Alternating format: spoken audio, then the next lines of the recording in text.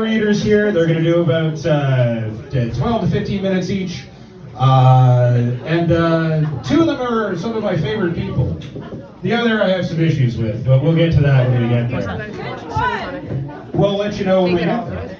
So, the first person I'd like to introduce up on stage is one of my very dearest friends.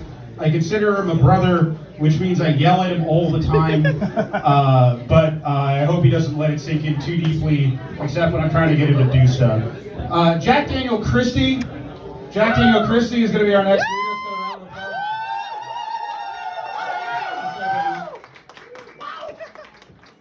Yeah, Jack's one of my dearest friends. He is the founder and editor-in-chief of Discordia Review, which, as of today, we bought the web domain. You can now go to discordiareview.com and pretend you're not on a Substack. Jack, there was something that I think was said about the playwright Ben Jonson years ago, that he has suffered as anyone must suffer who writes about art as opposed to just doing it. Sometimes Jack is more known for being a canker, for being a boil on the local scene, for his sort of hard opinions. But he is in his own right an incredibly talented writer. I'm very glad to have him come up here and present from some of his recent works, the Bay of Pigs series, which has been described as a psychedelic journey into the psychic underbelly of American imperialism. So, alongside some very strange visuals that you'll be able to see on top of the drum kit, we're going to have some poetry from Jack Daniel Christie. Please give him a warm round of applause.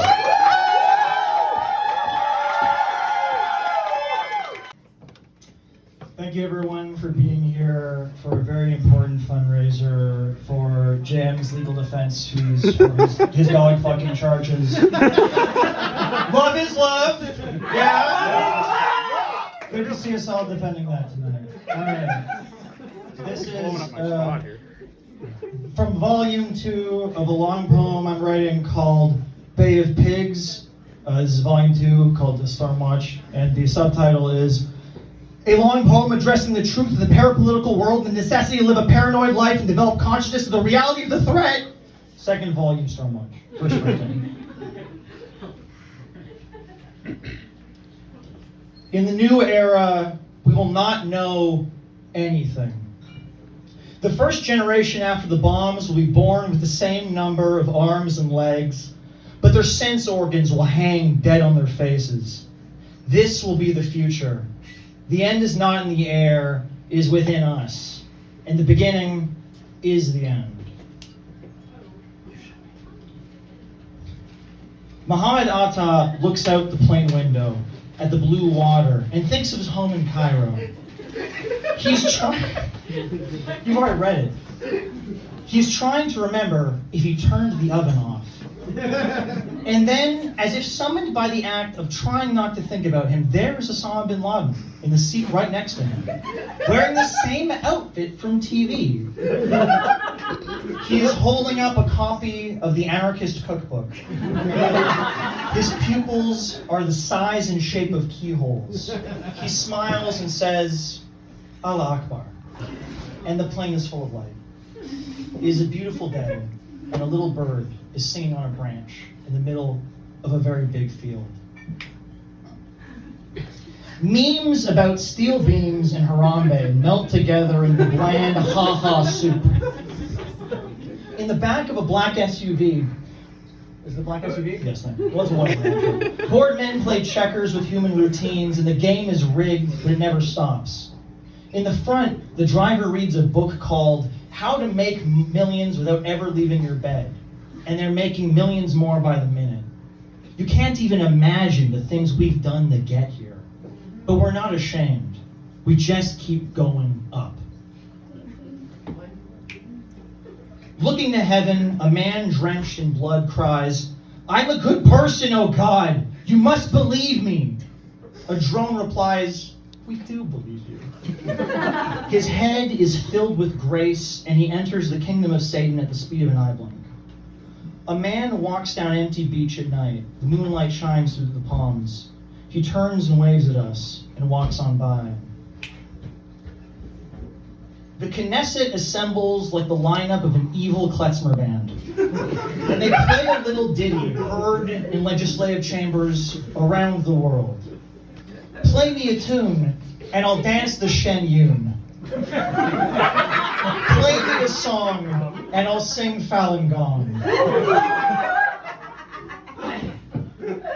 Drones hover like hummingbirds around the house on the hill, housing a clock 2 strokes past midnight. Diddy's crew sits around the oil drum. There's nothing left of them here. The moon is rising over the desert as they walk across a barren plain. For 40 days and 40 nights they wander there, until Ghislaine Maxwell comes to them with a smile. Come in, lost children. Underage girls fall from the sky like manna.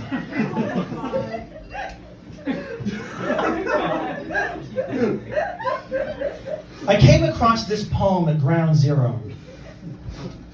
Love has turned you into a battered face, an age cited only by bones. Yes, the storm is coming, and it's always coming, and the watchers watch it, and it watches back. Do you honestly believe the rain can wash away this muck and grime? Do you honestly believe your hair can shroud this face? Do you honestly believe the light stitched up across the skyline can illuminate these crimes? You sleep under the bed each night, for the world is too harsh to face. Your arms and back and rear scarred like a child reviled by the father. To witness is to take part, is to become undone. And you and I are stuck in a limbo between heaven and hell. So we have turned our homes into prisons, and our flesh is into monsters, as our brothers in the streets seep out blood into storm drains and die from wars against the self. So come join the ranks with your lit-feathered wings and bile-bronzed teeth, and your face no one can recognize, and come sit yourself beside us, where love is cheap and sold by the pound, and where everything is bought and owned. Skorzeny was licking German blood off a knife. Off a knife in the chill of the desert moon, as the new David sat Shiva in the ashes of olive trees. What hath God wrought? What hath God wrought? Hello, God, are you there? It's me, George W. Bush. Redacted. The line is busy. There is no answering machine. Visiting America, a homeless vet says to me, "We didn't pull out of the Vietnam War. The Vietnam War pulled out of us, and then it came on our face." Yeah, all right. I shake his missing hands. Equal rights for equivalent dollars. Guns are already out and parched for bullets. These last bastions of disbelief. This is the Alamo of living rent-free in your head. A more connected world looks the same as a world ensnared in a net.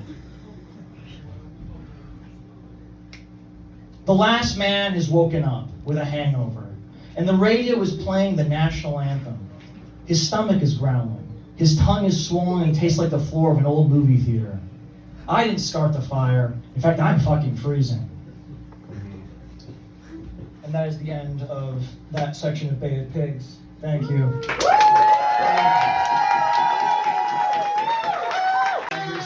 Yeah. I've got one more thing for you guys, because I was told I had about 10 minutes. So for my next thing, I'm going to read you guys some Harry Potter fanfic I wrote. Yeah! Yes! This is about Harry Potter marrying Mathilda from Matilda, and it's called Harry Potter and the Second Younger Wife. Harry Potter was 4 years into his marriage to Matilda, and only 5 years out from his divorce. She'd seemed so cheery and quirky back then, so full of life, far from his quiet and matronly wife back home. Her American free-spiritedness had been so charming, and she'd made sex so much more or less boring than he realized it had previously been for him, having married his high school sweetheart. What began as a tryst quickly became something serious, and not long after he broke the news to Ginny, who received it with dead resignation, there had been wedding bells again. She beamed at him at the altar, and he thought, as he fiddled that golden ring onto his finger, that he might have achieved true bliss.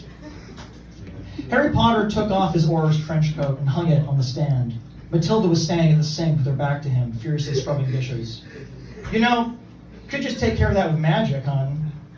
I like to do things with my hands, she replied flatly. I don't feel you really appreciate things when you constantly rely on magic. Harry Potter smiled. You know, muggles use what they call a dishwasher, which is sort of like magic. His smile faded as his comment was met only by the sounds of scrubbing. He sat at the table. Looking down, he saw the headline laying open on its surface and sighed, knowing where this was about to go. It felt like a long time before Mathilda finally said it. You know, an innocent muggle-born was killed by oars today, she said sharply, still scrubbing. Harry Potter frowned. Innocent how exactly? I'm willing to bet there's more to the story than you're reading in the sensationalist headlines or hearing in your little radio show. Mathilda rolled her eyes. It's a podcast, Harry Potter. And how can you be so dismissive when your mother was a muggle blood herself? Yeah, well, she made something of herself, scoffed Harry Potter. And you don't think she had it easy, do you? And how about what I grew up in? He pushed the newspaper out of his view. And look at you, he continued. You've done pretty good for yourself as a, Mathilda threw her sponge in the sink. As a what, Harry Potter? As a fucking mudblood? Pretty good for a fucking mudblood? Is that what you were thinking? Honey, Mathilda was already storming up the stairs. Like Hermione sometimes. Hermione, with her silly little hang-ups about house elf rights and other such nonsense. Dobby was one thing, of course, but Dobby was an exception. Oh, Dobby. He wasn't really a house elf in spirit, when you think about it. And besides, he'd been Harry Potter's friend. Hermione herself had grown on from all that anyway. She grew up, so why couldn't Mathilda? He flipped on the magical television and changed the channel from his wife's nonsense over to whinging news. The election again. More things to fight about. Surely. Mathilda hated all three major parties, said that the ministry's continued domination of Ireland was unlawful and tied to a similar history of exploitation which had existed in the Muggle world, and said that it was the absence of a hardline stance against such a policy would simply have her not vote. He reminded her, much to her chagrin, that meant she had no right to complain. Lay off it, Harry Potter, she'd say. I'm serious. She was already asleep when he went upstairs, her back to him, and the room smelled like lavender. Harry Potter sighed. He put on his pajamas and crawled into bed beside her. She shifted slightly, then settled. She slept naked, and even after several years, he found himself surprised at the sensation of her skin. She was a beautiful woman, no doubt. He ran his hand along the curve of her body, from the nape of her neck down to her lower back, and kissed her lightly on the shoulder. She gave no response. Well, if that was the way she was going to be, he was just going to go ahead and have a wank and nuts to her. He came, rolled over, and fell asleep. Harry Potter dreamed of his parents. They were all together, the three of them, laughing, singing, dancing around a great big fire. And then the fire was bigger and brighter, and his parents were burning and screaming. And they were tied to stakes amidst the pyre. Harry Potter could smell smoke and see the flesh bubbling from their bodies. They were melting. But now he could hear someone else, too. And as the dream changed, Harry Potter realized it was Mathilda. She kissed him, her lips were cold. He pulled away and watched as they melted off of her face. Harry Potter woke up, drenched in sweat, a sickening feeling in his gut. He sat up, the sheets sticky to his clammy skin. The moon was full. Mathilda wasn't next to him. The house was silent the next morning as Harry Potter came down the stairs, fetched the paper, and sat in his fuzzy slippers at the breakfast table with a bowl of cornflakes and cold milk. Harry Potter opened the paper. Seamus Finnegan. He'd gone to school with a boy by that name, known him quite well. A common name, surely. Killed in a shootout with oars. The Seamus. Supposedly helped manufacture bombs for Spud, the Sire paramilitary of United Druids. My Seamus had been keen on explosives. Surely not the same man. The Seamus he knew had fought with him alongside him against Voldemort, had saved his life and the lives of countless others with his acts of heroism. The Seamus Finnegan he knew was a brave opponent of tyranny, not a terrorist. But that face in the paper, undeniably Seamus. Where had he gone wrong? Wasn't it enough for him to live happily in a world they fought to protect from Voldemort? Harry Potter crumpled the paper in rage. What an insult! What an offense to those who died to put down the Death Eaters! What an offense to me! They went by druids because apparently wizard was too closely associated with their English oppressors. What rubbish! Those Dementors must have fried Seamus's brain. Feeling regret, Harry Potter uncrumpled the newspaper and looked into the mischievous eyes of his childhood friend. Against his better judgment, he tore the page out and slid it into a drawer in his office. Harry Potter's thoughts turned to Mathilda as he worked that day. He hoped things weren't getting worse between them. He didn't want to get divorced a second time. A first time he could write off, but a second time would denote a trend, and that would make him seem like a failure. Harry Potter looked down at his paunch. When did he let himself go like this? He was far from the fit body of the athlete he'd been in his youth. As he exercised the Aurora gym, the depression sank in deeper. Estranged from his children, his friends drifted off. His body had gone to shit. His wife hated him. His career was at standstill with no promotion in sight. Maybe he was nothing more than a failure. Harry Potter went to the change room with his head hanging. "I was the team that took down Seamus Finnegan last week," said Winston, another one of the Aurors, as he put away his sweatpants. "He was a Hogwarts alum from about your year. Did you know him?" Harry Potter nodded. "Yeah, I knew him a bit. The bomb maker." Bomb maker, well, not quite." Winston took off his boots. "Finnegan had no bombs or bomb-making supplies so far as we could tell. But he was a rabble-rouser for the Irish cause, many of whom have at least 1 or 2 degrees of separation from someone involved with Spud." Harry Potter paused a moment. So you just killed him?" Winston shook his head. "Harry Potter, he was as dangerous as a terrorist. Those folks he was whipping up were likely to get violent. Besides, we were under orders. Finnegan had to go, one way or the other." Another pause. "Yes, I suppose you're right." Something in Harry Potter's stomach tightened. He opened his front door to find Mathilda sitting at the kitchen table, entertaining a guest. The man sat upright and looked at Harry Potter pleasantly. He wore a cheap black tuxedo and was wearing a top hat. "Who is this?" asked Harry Potter quizzically. "This is Magic Max. He does magic for a living." "Magic?"